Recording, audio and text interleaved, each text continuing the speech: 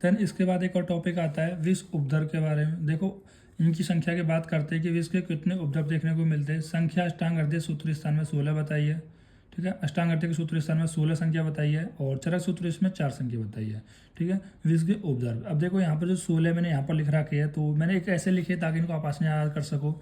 जैसे वमन विरेचन वस्तिशूल सिरशूल हो जाएगा, श्वास का सिक्का हो जाएगा, ज्वर मूर्छा तृष्णा हो जाएगा, आना विवंद शोथ हो जाएगा और वात प्रकोप दंश स्थान और रक्त स्राव। तो ये हमारी 16 संख्या बताई है, मतलब 16 आपको लक्षण 16 उपद्रव देखने को मिलेंगे विष के, किसके अनुसार, अष्टांग हृदय के अनुसार। जबकि आचार्य चरक ने 4 ही बताए है। कौन कौन से, तो यहाँ पर बताया है कि विष वेग, विष वेगान, तो विष वेगान मद, पहला क्या बताया, मद बताया है। देखो विष वेगान मद, मूर्छा, विषाद और हृदय द्रवा। तो यानी जो मद है, मद होगा, मूर्छा आ जाएगी और विषाद होगा, ठीक है, मतलब जो विशिष्ट लक्षण होंगे, और हृदय द्रवा मतलब हृदय पे एक प्रेशर सा होगा, ठीक है, और प्रवंते। तो ये जो 4 लक्षण है वो कहाँ पर किसने बताया, आचार्य चरक ने बताया है। और विष उपद्रव की चिकित्सा क्या है, लक्षण के अनुसार चिकित्सा कर सकते हो। विविध अगरपान, अलग अलग प्रकार के एंटीटोड दे सकते हो जिस प्रकार के विष आपको दिखेगा। एंड देन सी चिकित्सा देनी है, तो इसमें क्या चिकित्सा देनी है, सी चिकित्सा देनी है। और सी चिकित्सा जब तक देनी है जब तक जो बॉडी के जो हेयर्स होते हैं जिनको लोम कहते हैं वो ठंडे ना हो जाए, आपकी पूरी बॉडी ठंडी सी ना हो जाए, तब तक आपको ये सी चिकित्सा देनी है। तो ये हो गए हमारे विष चिकित्सा, ठीक है। देन अब हम इसका देखते हैं एक तरीके से मॉडर्न एक्सेप्ट, ठीक है। अभी जो हम पढ़ रहे थे दूसरी विष, देखो सबसे पहले हमने गर्विश, ये भी ध्यान रखना कि पहले गर्विश पढ़ा है देन उसके बाद दूसरी विष पढ़ा है, क्योंकि एग्जाम में आप भूल जाते हो कि पहले दूसरी विष पढ़ाता है गर्विश पढ़ाता, ठीक है। तो इनमें बहुत कन्फ्यूजन हो सकती है, तो इसलिए दिमाग में याद रखना पहले हमने कौन सा पढ़ा है, गर्विश पढ़ा है, देन उसके बाद दूसरी विष पढ़ा है, ठीक है। तो इनमें कन्फ्यूज मत होना। तो गर्विश का याद अलग से लोग याद रखना, दूसरी विष का अलग याद रखना, और जो मैं बता रहा हूँ उस तरह से आप करता जाना। देखो अब यहाँ पर जो दूसरी विष है तो इसका एक मॉडर्न एक्सेप्ट देख लेते हैं, मॉडर्न एस्पेक्ट देख लेते हैं। तो पहले इसमें है ड्रग्स इंड्यूस्ड टॉक्सिसिटी, ठीक है। तो ड्रग्स देखो अब यहाँ पर जैसे, तो मैं फिर से ऐसा लिख सकता था जैसे मैंने इसमें बताए थे, बहुत सारे छोटे छोटे पॉइंट एक बार मैं दिखा देता हूँ कि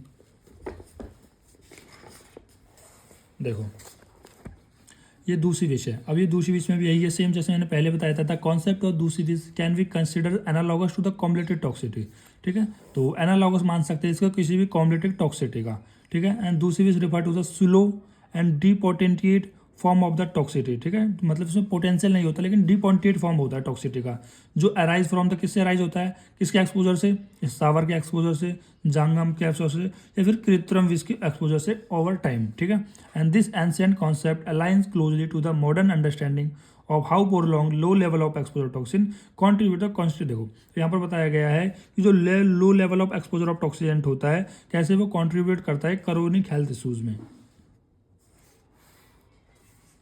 तो यहाँ पर 3 चीज़ आई है। मैंने अभी क्या बताया कि जो हमारा दूसरी विष है वो स्लो होता है, डिपोंटेट होता है, और एक फॉर्म होता है टॉक्सिटी का, जो टॉक्सिटी किससे अराइज होती है, या तो स्थावर विष से, या जांगम विष से, कृत्रिम विष से। तो 3 चीज़ से आई ना, तो इन चीज़ से हम एक बार देख लेते हैं। देखो जैसे यहाँ पर स्थावर विष आया। अब स्थावर विष में क्या है, जो फ्रूट एंड वेजिटेबल है contaminated with pesticide and treated with ripening agent in like calcium carbide. तो यहाँ पर क्या बताया, जितने भी फ्रूट्स है वेजिटेबल्स है उसमें पेस्टिसाइड का यूज किया गया है, और फ्रूट को पकाने के लिए यहाँ पर कैल्शियम कार्बाइड का प्रयोग करा गया है, ठीक है। और देख लेते हैं फूड अल्ट्रेशन इसके अंदर आ जाता है, सच एज फ्लोर, आटा, edibles oil, pulse, coffee and T. तो इन सभी में क्या है, फूड अल्ट्रेशन किया जाता है, ये हम पढ़ चुके हैं। Excessive consumption of food made from the refined flour, maida, such as the noodles, मतलब इसमें बहुत ज़्यादा मैदा का खाना या नूडल्स वगैरह, जैसे कि नूडल्स वगैरह हो गए, पिज्जा, मोमोज, बर्गर हो गए, ब्रेड हो गए। Toxicity from heavy metal in plant. अब देखो प्लांट में भी क्या होता है, बहुत सारे टॉक्सिक मेटल्स, मतलब बहुत सारे टॉक्सिक मेटल्स होते हैं, तो इन प्लांट की वजह से भी टॉक्सिटी हो सकती है। तो plant latex such as aloe latex हो गया, तो पॉलन ग्रेन एंड डस्ट, ये भी कैसे होते हैं, कुछ टॉक्सिक होते हैं। ये तो हो गया स्थावर विष। तो अब हम बात करते हैं स्थावर है तो प्लांट के रिलेटेड होंगे। अब आता है जंगम, तो इसमें एनिमल रिलेटेड पॉइजन होगा, टॉक्सिटी होगी, वो देख लेते हैं कि जैसे कि एनिमल डेंडर हो गए, तो टिनी फ्लैक और स्किन या पार्टिकल्स फ्रॉम एनिमल डेट में कॉज एलर्जेंस, ठीक है। तो एलर्जेंस हो गया, एडल्ट्रेशन इन मिल्क हो गया, मिल्क प्रोडक्ट हो गया, ठीक है। Sea food like shellfish, fish containing high level of haemoglobin नहीं है, मरकरी है, ठीक है, Hg मरकरी एंड पीसीबी, ठीक है। तो यहाँ पर जो समुद्री फूड होता है जैसे कि सेलफिश हो गया, फिशेस हो गए, तो इनमें क्या होता था, बहुत ज़्यादा अमाउंट में आपका मरकरी देखने को मिलती है। Meat source from the infected animal, ठीक। और फिर आता है कृत्रिम विष। अब ये कृत्रिम क्या होता है कि ये मैन मेड होता है, जैसे कि हार्मफुल इंग्रेडिएंट इन कॉस्मेटिक्स में हो गए, ड्रग्स हो गए, एस्पिरिन हो गए, एंटीबायोटिक्स हो गई, ठीक है। अभी ड्रग्स में मतलब क्या है कि कहीं ना कहीं ड्रग्स की एस्पिरिन और एंटीबायोटिक की वजह से भी अगर आप रेगुलर इसका सेवन कर रहे हो तो वो फिर जाके आपको एक लॉन्ग टाइम में क्रोनिक इफेक्ट दिखा सकते हैं। देखो हर एक एलोपैथी में हर एक मेडिसिन का ड्रग्स का एक साइड इफेक्ट होता है। अगर आप बहुत लंबे समय से लेते हो तो इसके बहुत ज़्यादा डिफेक्ट पे देखने को, जैसे कैंसर वाला पेशेंट है जो भी कैंसर की दवाई लेता है तो आप देख रहे हैं उसके बाल वगैरह उड़ जाते हैं और बहुत ज़्यादा कैंसर की मेडिसिन का इफेक्ट आपको देखने को मिलता है। ठीक है।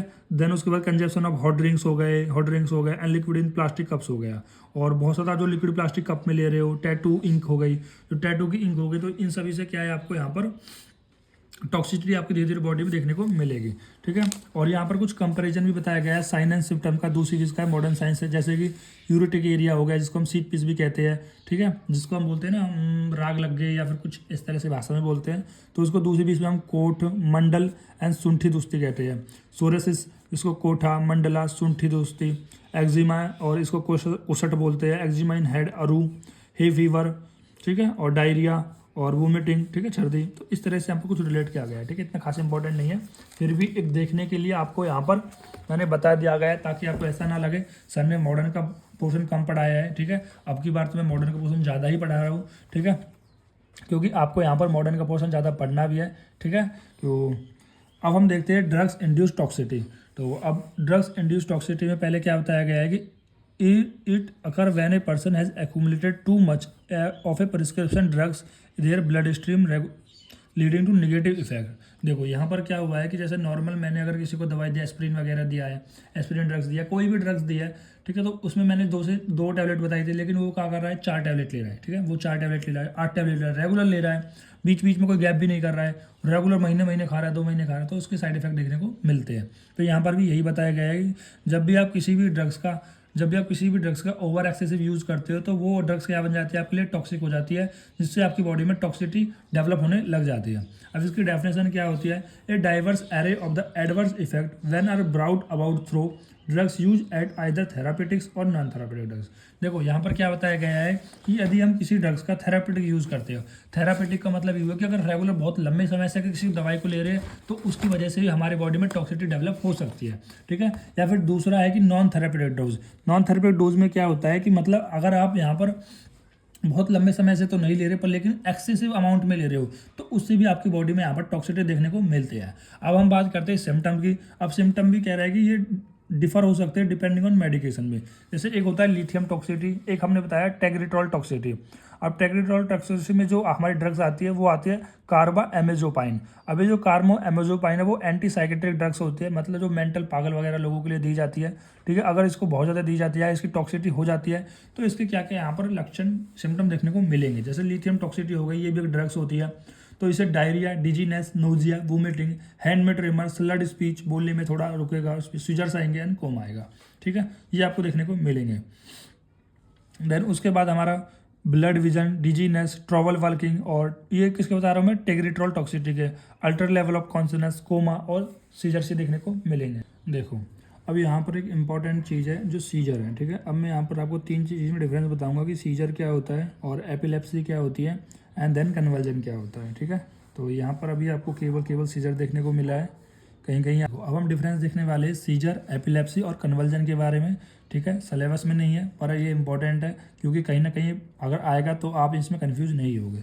सीजर को आम भाषा में हम दौरा भी कहते हैं। इस सीजर के अंदर क्या होता है, जो भी हमारी ब्रेन की इलेक्ट्रिकल एक्टिविटीज़ होती है वो एकदम से बहुत ज़्यादा हो जाती है, एक्सेसिव हो जाती है, जिसकी वजह से आपको ये दौरा देखने को मिलता है। ठीक है। इसको हम प्रूफ्ड सीजर भी कहते हैं। और इसका रीज़न क्या हो सकता है, बहुत तेज़ बुखार हो सकता है, या फिर हाइपोग्लाइसेमिया हो सकती है। ठीक है। इलेक्ट्रोलाइट इम्बैलेंस हो सकता है, या फिर अल्कोहल विड्रॉन हो सकता है, कोई हेड इंजरी वगैरह हो सकती है, कोई ब्रेन स्ट्रोक वगैरह हो सकता है, जिन केसेस में आपको ये दौरा देखने को मिलेगा।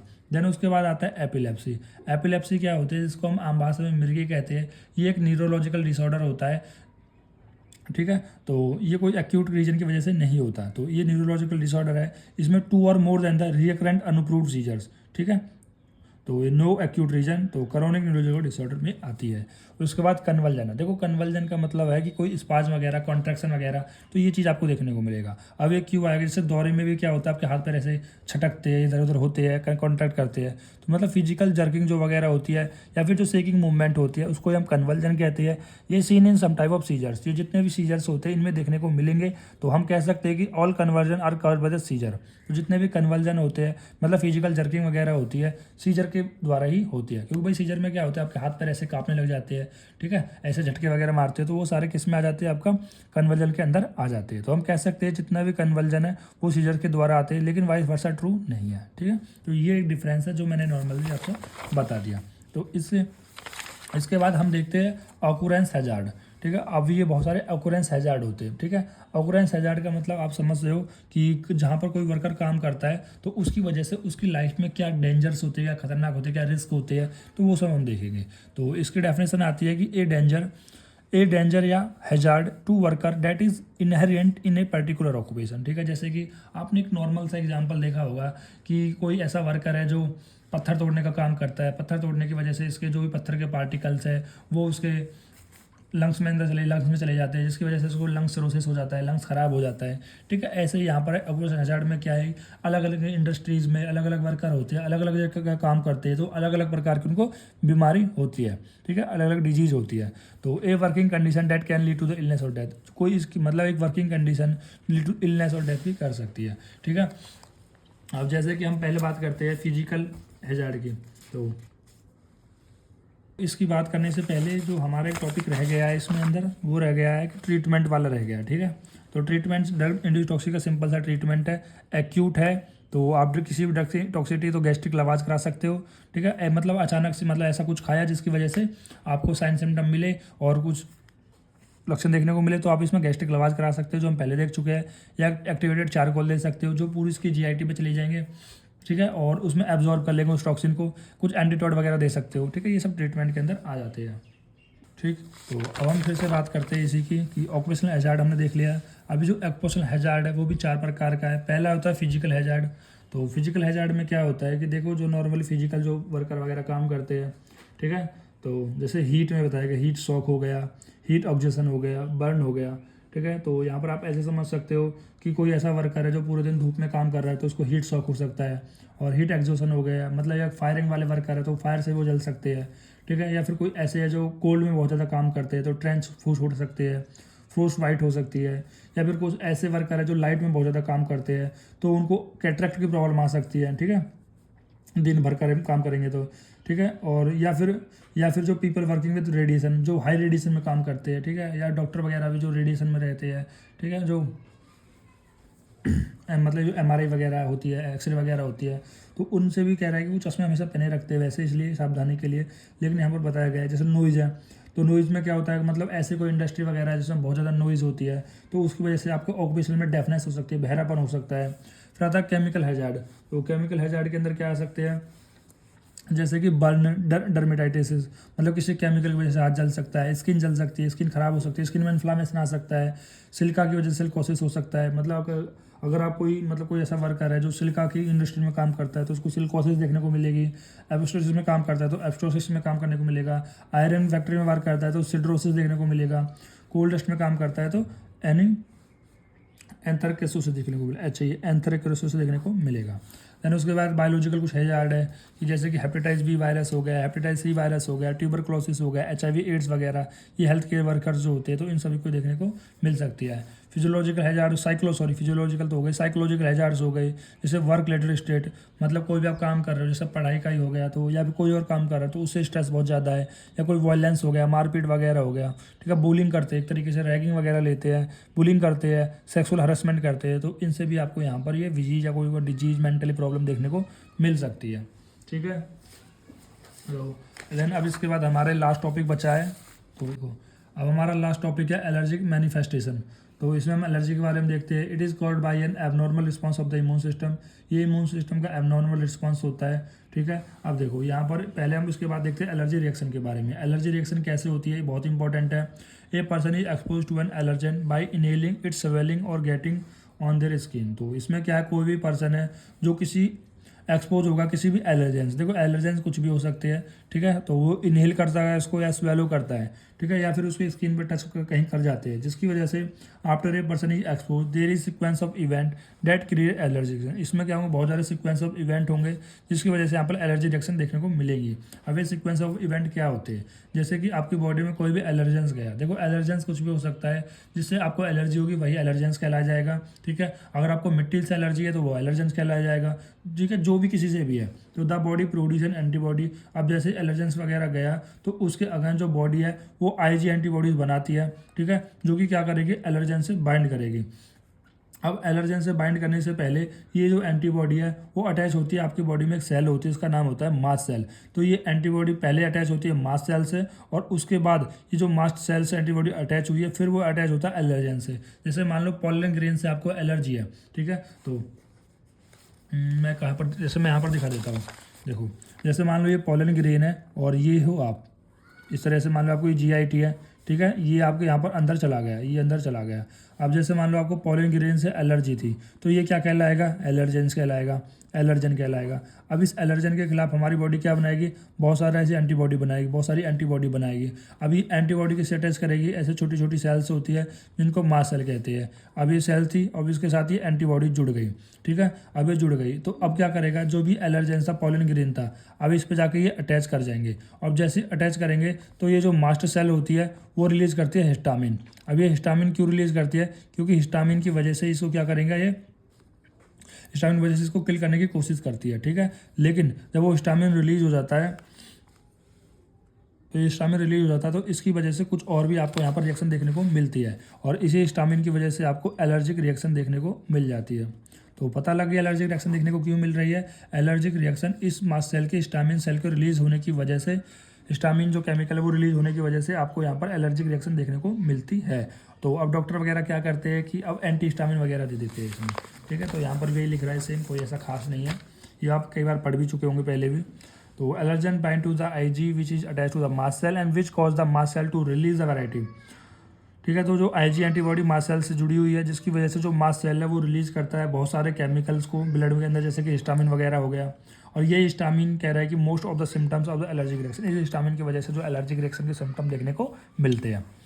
अब उसके बाद यहाँ पर बहुत सारे प्रकार की एलर्जी होती है, फूड एलर्जी, किसी को स्किन की एलर्जी, किसी को डस्ट की एलर्जी, इंसेक्ट स्टिंग की एलर्जी। मतलब कभी कभी क्या होता है, कोई इंस्टेंट कोई बाइट कर लेता है, काट लेता है, तो उसकी वजह से पूरा शरीर पे ऐसे फोड़े फोड़े से हो जाते हैं, दाने धब्बे धब्बे से। Pet allergy, drugs allergy, allergic rhinitis. Symptoms क्या होती है, देखो ये यहाँ पर सारे सिम्टम बताए गए हैं, जैसे इनहेल्ड स्किन एलर्जी, तो अगर कोई चीज़ का इनहेल कर लेते हैं तो उसे इचिंग, वाटरी आइज हो सकते हैं, स्नीज हो सकते हैं, इची, रनिंग नोज, रेसेस और फील्ड ट्राइडल। फूड एलर्जी है तो स्टोमच क्रैम्प्स आ जाएंगे, वोमिटिंग देखने को मिलेगा, डायरिया देखने को मिलेगा। और किसी के इंसेक्ट से, जो मैंने यहाँ पर ये सब लिखी हुई है ना, और किसी इंसेक्ट से एलर्जी हो रही तो स्वेलोइंग, रेडनेस, पेन देखने को मिलेगा। और ट्रीटमेंट क्या करना है आपको, एंटी हिस्टामिन वगैरह देना है और इम्यूनोथेरेपी देना है। देखो इम्यूनोथेरेपी में क्या होता है, जैसे जैसे अभी मान लो कि पॉलन ग्रेन से एलर्जी हो रही थी, तो पॉलन ग्रेन से एलर्जी क्यों हो रही थी, क्योंकि जो आपकी बॉडी है, जो इम्यूनिटी है, उसको पहली बार पॉलन ग्रेन ने उसने रिकॉग्नाइज किया है। उसने देखा कि पॉलन ग्रेन तो कोई फॉरेन एजेंट है, क्योंकि आपकी इम्यूनिटी को नहीं पता है कौन फॉरेन एजेंट है, मतलब कौन पैथोजन है कौन नहीं है। तो आपने समझा कि पॉलन ग्रेन ने समझा, सॉरी आपकी बॉडी के पॉलन ग्रेन ने समझा कि कोई हमारी बॉडी में एलर्जन आया है, मतलब कोई पैथोजन आया है, तो उसको किल करने के लिए एंटीबॉडीज़ बनाओ, और वही एंटीबॉडी आगे जाके हिस्टामिन से चिपकेंगी और हिस्टामिन मास्ट सेल को रिलीज करेंगी। लेकिन हम क्या कर रहे हैं, धीरे धीरे रोज़ पॉलन ग्रेन को छोड़ रहे हैं, और रोज पॉलन ग्रेन को छोड़ रहे हैं तो आपकी बॉडी को पता लग जाएगा, अरे ये तो पॉलन ग्रेन है, ये हमारी बॉडी में कोई भी साइड इफेक्ट नहीं करता है, ठीक है। अब देखो ज़्यादातर जो एलर्जी वगैरह होती है वो शहर के लोगों को होती है। शहर के लोगों को क्यों होती है, क्योंकि वो उनकी जो इम्यूनिटी होती है वो नए नए पार्टिकल्स को, नए नए एजेंट्स को, जैसे मिट्टी, धूल वगैरह, इनको कभी दिखती नहीं है, वो बहुत कम आते हैं। लेकिन जैसे वो गाँव में आते हैं तो उनको एलर्जी, जुकाम, छींकना, ये सब लग जाते हैं, आंखों में पानी आना, ठीक है। तो क्यों, क्योंकि उनकी इम्यूनिटी को पता ही नहीं है कि वो कोई पैथोजन नहीं है, नॉर्मल डस्ट पार्टिकल है। लेकिन आपकी बॉडी क्या समझने लगती है कि ये बहुत पैथोजन है, कोई बैक्टीरिया वगैरह है, उसके अगेंस्ट एंटीबॉडीज बनाओ, एंटीबॉडीज बनेगी तो कहीं ना कहीं हिस्टामिन बनेगा, बहुत हिस्टामिन बनेगा तो आपको एलर्जी देखने को मिल जाएगी, ठीक है। ये सारी यहाँ पर लिखी हुई बातें हैं। देन उसके बाद हम बात करते हैं एंडोक्राइन डिसरप्टर के बारे में। देखो एंडोक्राइन डिसरप्टर में क्या बताया गया है कि देखो बहुत सारे जो एक्सोजिनस एजेंट्स होते हैं, अभी एक्सोजिनस एजेंट क्या करते हैं, आपकी बॉडी में जो हार्मोन का सिंथेसिस हो गया, स्टोरेज हो गया और रिलीज ऑफ ट्रांसपोर्ट हो गया, मेटाबॉलिज्म हो गया, बाइंडिंग एक्शन हो गया, elimination of natural blood burn hormones हो गया, ये responsible regulation of homeostasis, regulation of development of process. तो देखो अभी एक्सोजिनस एजेंट कौन कौन से होते हैं, जैसे कि पर्सनल के प्रोडक्ट लगा रहे हो, पेस्टिसाइड लगा रहे हो, फार्मास्यूटिकल ड्रग्स हो गई, मेटल्स हो गए, इंडस्ट्रियल केमिकल्स हो गए, इनकी वजह से आपकी बॉडी में जो हार्मोन का लेवल है वो डिस्टर्ब हो जाएगा, ठीक है, जिसकी वजह से इनका सही से सिंथेसिस नहीं होगा, सही से रिलीज नहीं होगा, ठीक है। और आप जानते हो हर एक हार्मोन आपकी बॉडी में कितना इंपॉर्टेंट है, सबके अलग अलग फंक्शंस होते हैं। तो इस तरह से आपका चैप्टर कंप्लीट होता है। मैंने पूरी कोशिश की है इसको अच्छे से कवर कराने की, और आपको समझ में आए तो वीडियो को लाइक करें, ज़्यादा से ज़्यादा लोग को शेयर करें और एक प्यारा सा कमेंट जरूर करके जाए। फिर मिलते हैं एक ऐसे ही नई वीडियो, धमाकेदार वीडियो के साथ। Thank you guys.